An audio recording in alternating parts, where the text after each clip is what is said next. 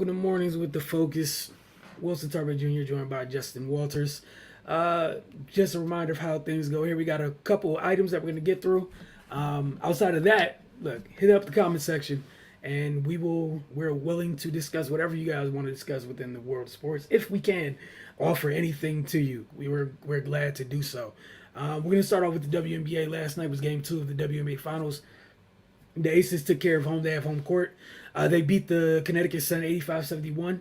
Last night, 3 members of the Aces scored at least 20 points. It was Asia Wilson led the way with 26 points and 10 rebounds. Chelsea Gray added 21 points and 8 assists. And Kelsey Plum joined the action with 20 points and 7 assists. It was good to see Plum get going, which is huge for Vegas.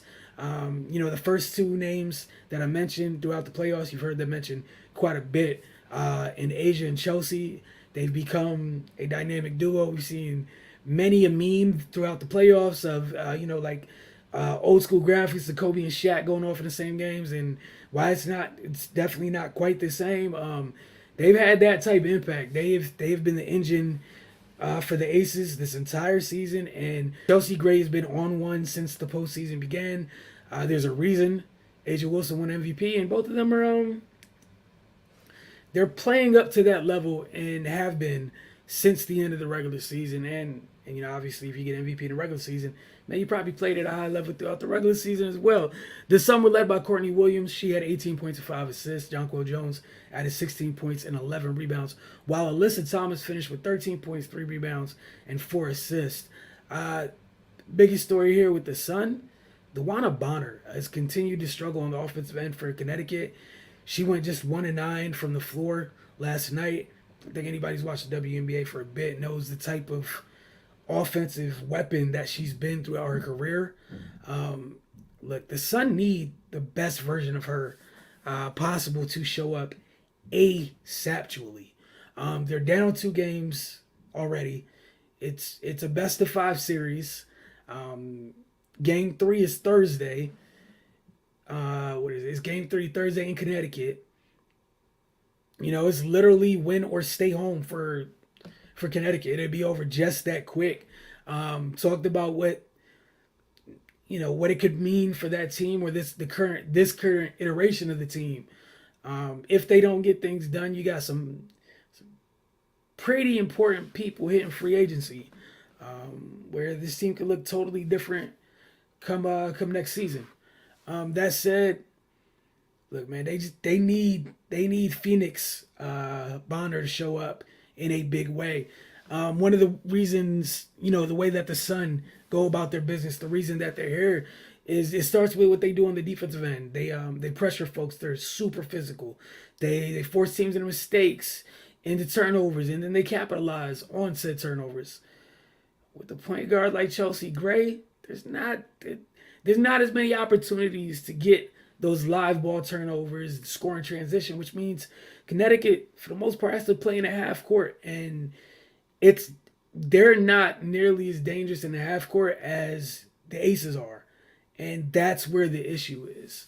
The games could go back and forth for a while, but as you see, you had 3 players on one team hit the 20-point mark, and 2 of them, Asia had 26, and I think she missed 3 shots.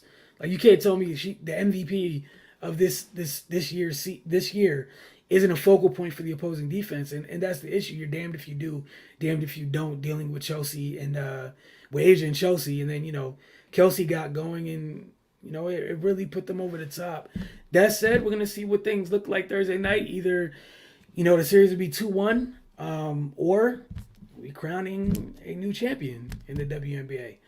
So we'll keep you posted, see how that goes tomorrow night. And obviously, we check in with you guys Friday morning to let you guys know what happened on Thursday night. All right, Justin, I guess we'll officially wrap up week 1 of the NFL season. Week 1 of this NFL season, we had Denver, Seattle on Monday night. So a lot of people going crazy with the reactions as always.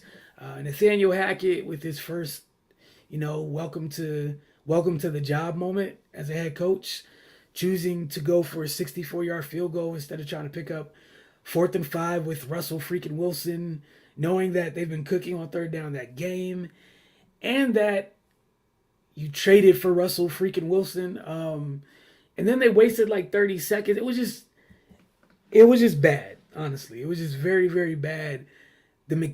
Just the whole operation at the end of that game. So I just want to get your thoughts on that as we wrap up week one. Yeah, that was that was a terrible. That just was a bad situation. It looked like no one had any idea what was going on, and whew, man, I just it's there's something I don't know. Like it doesn't speak well for Hackett, especially supposedly to be an offensive mind. To you would think you'd have plays set up for third and five, or fourth and five, fourth and four, whatever that was. And I mean, kicking a 65, 64-yard field goal. I don't know, man. And maybe if it was in Denver, but I don't know. The quarterback was paid that money for a reason. You went and got that guy for a reason. And there's a lot of things offensively that we would have liked to see done differently, by them throughout the game. And again, with Russ, it was a lot of the same Russ stuff. The same things where you felt like they could have put up a lot more points, and the fumbles hurt them definitely. But I don't know. That was a tough one. I think we had higher expectations for Denver than what they showed. I mean, obviously week one, but to let Gino throw the ball all over you like that was kind of a letdown in a way. And then I don't know. I expected a little more from Denver, to be honest with you. I know the emotions of Seattle and all that were big too, but I just kind of expected a little more from Denver. Yeah, there was a couple of teams. I mean, Denver wasn't the only team in week one where folks were excited to see them, and there's a bunch of those teams that just didn't get off to good starts. And again, it was only 1 week, but Denver's not alone in that regard. Want to ask you, did you have a couple players you felt just stood out in week one, or units that stood out in week one? Before we start looking at week two, and I guess the only thing in week two we'll look at today is we got Chargers Chiefs tomorrow night, so we'll probably wrap things up with that. But just want to get your thoughts on it. What stood out to you, whether I guess positive or negative in week one?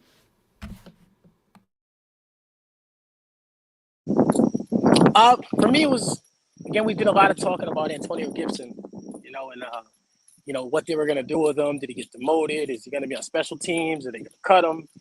He was a personal protector, and surprisingly, they used him the way we hoped he would. They got the ball in his hands in different ways. They had him doing some receiver stuff, had him doing some running back stuff, and he had a really good game. He played a major role in that. And what? Unfortunately, it sucks that it had to come at the expense of the Brian Robinson injury. But it was good to see him, used the right way, and to see the player that we thought he was. Again, I'm not a Wentz guy, but he made the plays it took to win. Had a really good first half, then had some Wentz moments, and then a strong finish, which I'm pretty sure that's going to be a tale of his season.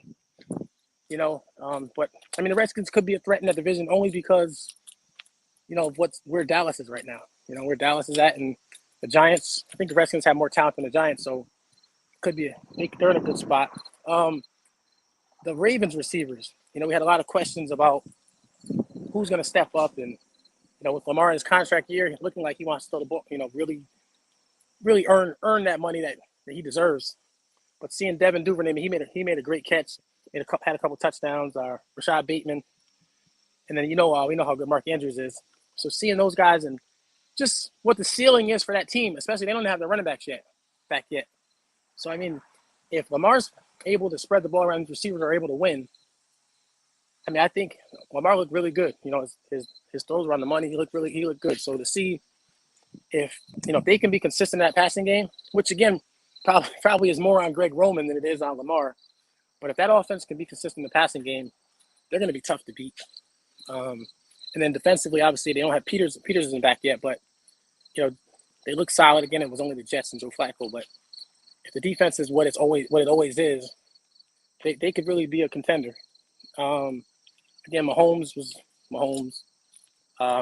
Just seeing what the Chiefs do, spreading the ball around to their weapons, and I think Juju's going to have a big year. As he works his way back, as just being someone that Mahomes can rely on to be where he needs to be. In a certain spot, be in the zone, sit down in zones, and do run after catch things, and also some mismatch things. So I think seeing him back healthy is good. What else? I mean, that's just another thing. I don't know if it's a good thing, but just how bad the Cowboys are. Just really was a letdown to me, man.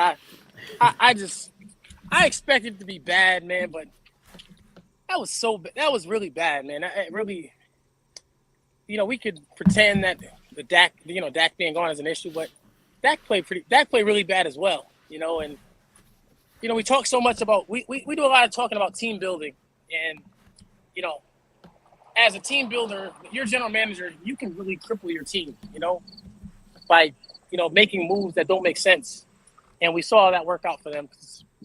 It didn't make sense in the off season, and it proved not to make any sense on game day. And I guess the last thing I wanted to just say was let's just be careful with how we look at these young quarterbacks.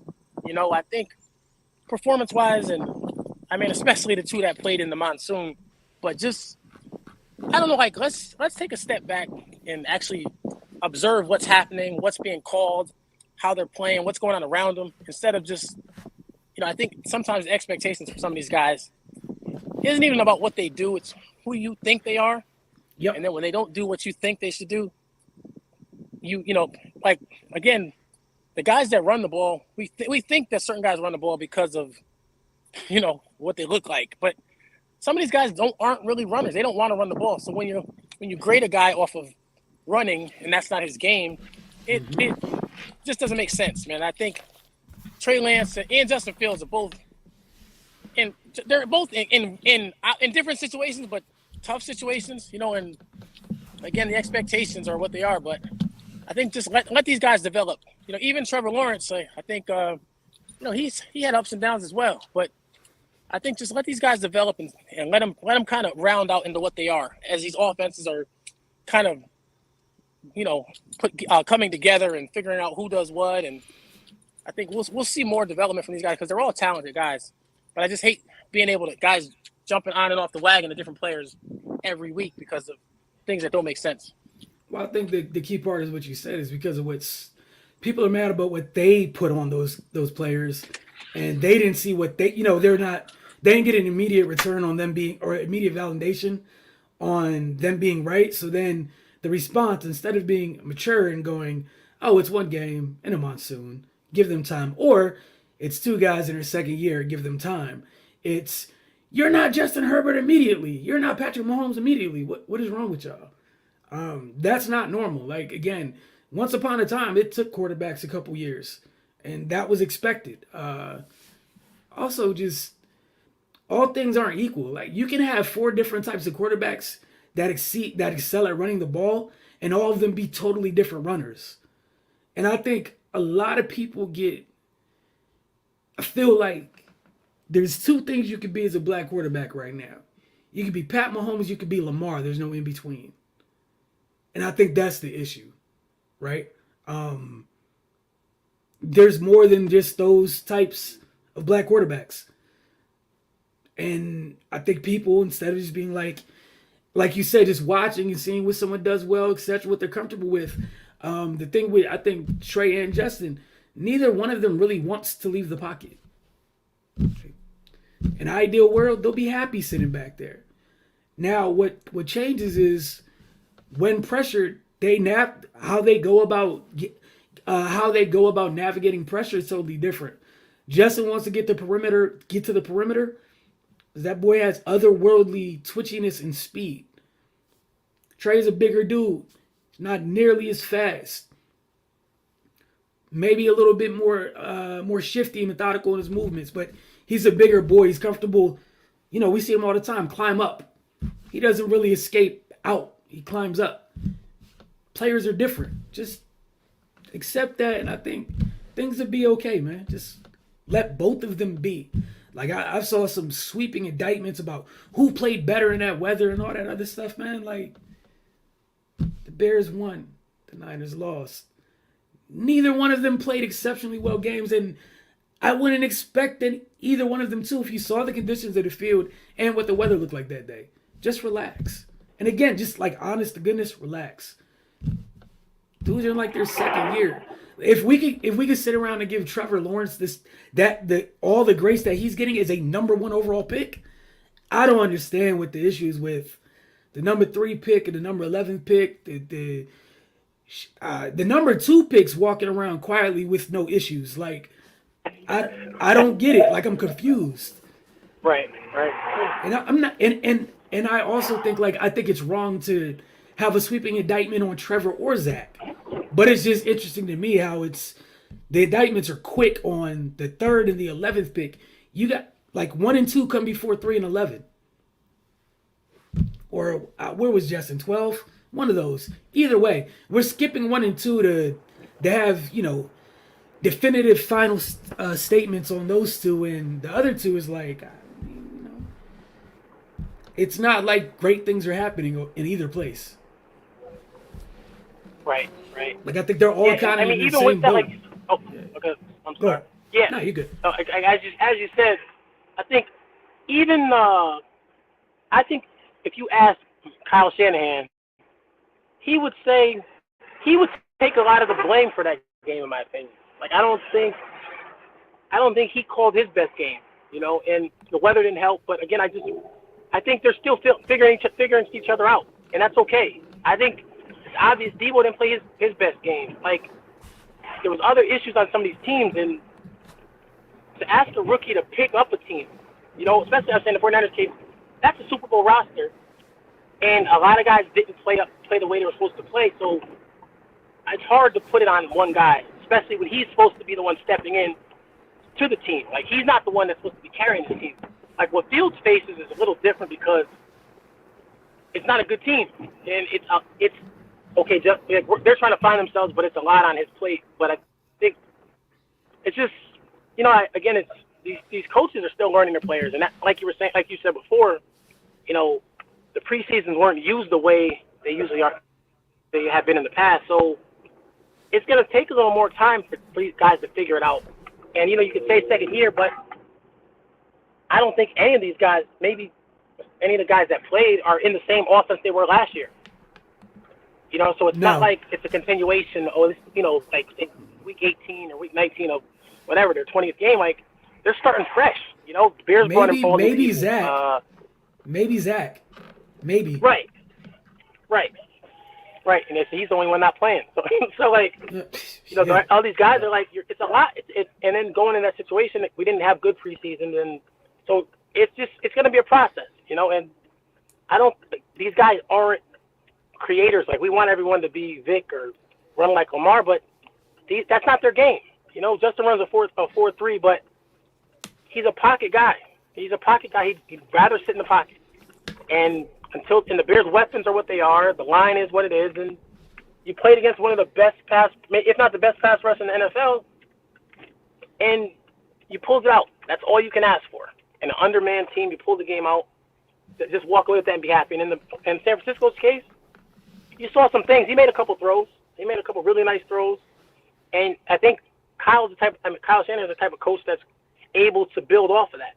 He's not the guy that's gonna end it and, this is what it is. He's going to figure out, okay, this is what he does well, and he'll, be able to suit the system to fit him. And again, having the running back issue is another thing for them. So I think just depending on one guy is it isn't fair.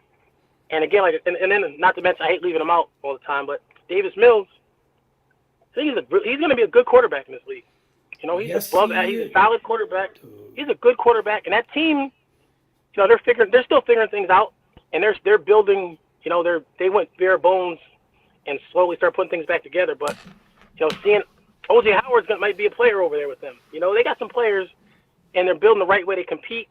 And, as the talent adds up, they're going to be a good team, I think. And I just hate to see him left out all the time and just assumed, like, he's automatically going to be replaced because he looks like a player.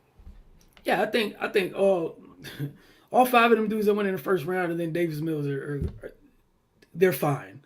They're going to be okay. And I think the biggest thing, like even with the Bears too, what is it? Offensive coordinator is Luke Getsy. I don't think it's been 1 week. Like I don't think Getsy fully knows. Like I don't think either play caller for both Chicago and San Francisco is in tune with what their quarterback does best yet. It's week 1. Like you can have an idea, but you don't know. Like I was talking with you. I think what was it, yesterday, the day before. Like I think it's gonna be weird for Kyle because I think you're gonna have to get over this thing where you went from all middle of the field for like the last 5 years to somebody who doesn't need to be thrown over the middle of the field for a while. Honestly, it's the opposite, and you're gonna have to figure that out. Like you said, the stuff the kid's comfortable with is nothing in the middle of the field. Honestly, there's a couple things he's comfortable with, but for most of the stuff, everything's outside the numbers and down the field. So yeah, you're gonna have to adapt to that. And I think he called a good game in the first half. Once Eli got hurt, I think he freaked and it went back to kind of like more the Jimmy stuff. And that's not gonna necessarily work with this kid. Because again, you never called slot fades on third and anything before, and for him that's a comfortable throw for whatever reason. Deep outs are comfortable throws. So again, thing with Luke Getsy, I think Kyle and Luke Getsy had opposite halves. Kyle had trained a good place in the first half. I think after Eli got hurt, freaked. Eli Mitchell, that is, freaked. Second half play calling was kind of bad. I thought Luke Getsy did a good job in the second half of Justin. We saw Justin on the move, moving the pocket a lot more, and I felt like the kid got in the rhythm. But again, it's going to be growing pains, ebbs and flows, getting comfortable, getting on the same page with the quarterbacks, and that's a process. And I think one of the things that Davis Mills has going for him, Pepper Hamilton is just very, very, very, very good at what he does, where it seems like he's always able to, become one with the quarterback so quick.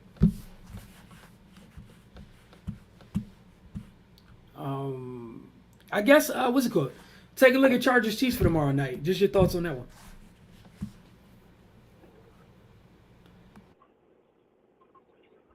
Looks like it should be a shootout, and I I don't know. It'll be interesting to watch because it's a game for us to really see, the Chiefs do what they did to the Cardinals, but not four. So you're not gonna have to blitz as much, if at all.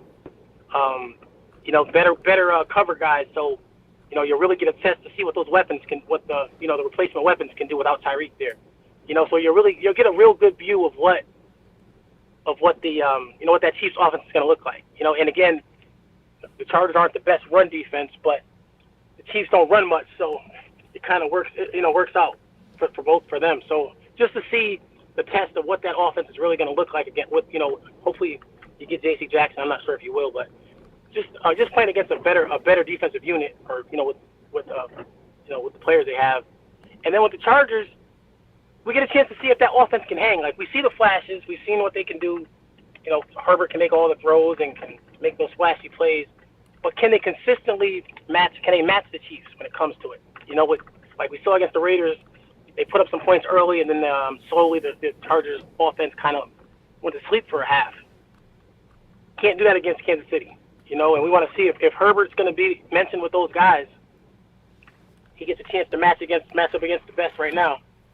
And the Chiefs defense looked decent against the Cardinals, and with all the moves they made in the offseason. So we'll see how they look. So I think it'll be a really good game because the opposite side of both units get to try to prove themselves.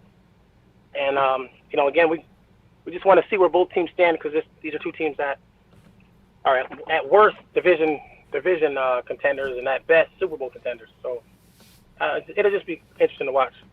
Yeah, I just want to see how Pat and company handle business against Arizona. I want to see how they deal with the Chargers pass rush, how they go about it. But Pat's off to a good start this season. I don't think either one of us is shocked by that. And then, like you said, with the Chargers, just staying consistent on the offensive end of the ball. Because this is the thing, we all know with the Chiefs, since Pat Mahomes been there, there's not a point threshold in which they can't reach. So you got to put the pressure on them. It's that simple. But it should be fun, like you said. It could be a shootout. I know the Chiefs are gonna be missing a couple a couple players on defense. That said, still looking forward to this one. You got two people love these quarterbacks for many different reasons, but you got two of the best in the game, two of the most talented in the game, going at it tomorrow night against. I know the Chiefs defense nearly doesn't get enough credit no matter who's over there, but should be fun. And then the Chargers defense, we saw Khalil Mack's debut last week. Definitely showed up and showed out. Anxious to see how that goes in the second week too. Because if the Chiefs, most of it's just being able to block against Mack and Boza, and that's much easier said than done. And you got Derwin looking back there, and like you said, if JC gets back, I don't know, man. It's gonna be tough, but it should be fun. I think it's a good Thursday night game to get things going. Honestly, should be better than last week's Thursday night game.